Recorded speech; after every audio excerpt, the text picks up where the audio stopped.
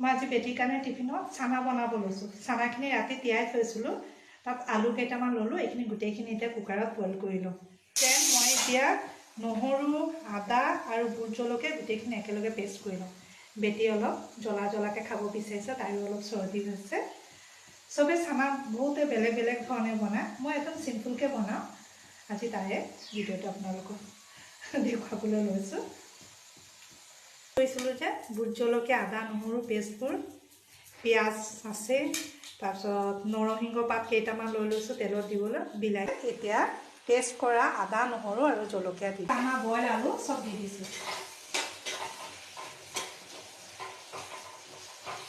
এয়া চব মছলা দি এইটো সিজিয়ে আছে, আলু চালু চব। মই ইয়াত অলপ গৰম পানীও দি লৈছিলোঁ, চব ধুনীয়াকৈ হৈ গ'ল। এয়া ফ্ৰেণ্ড, মোৰ চানা চব্জি হৈ গ'ল। এতিয়া এইটো বেটিক টিফিনত ভৰাই দিম।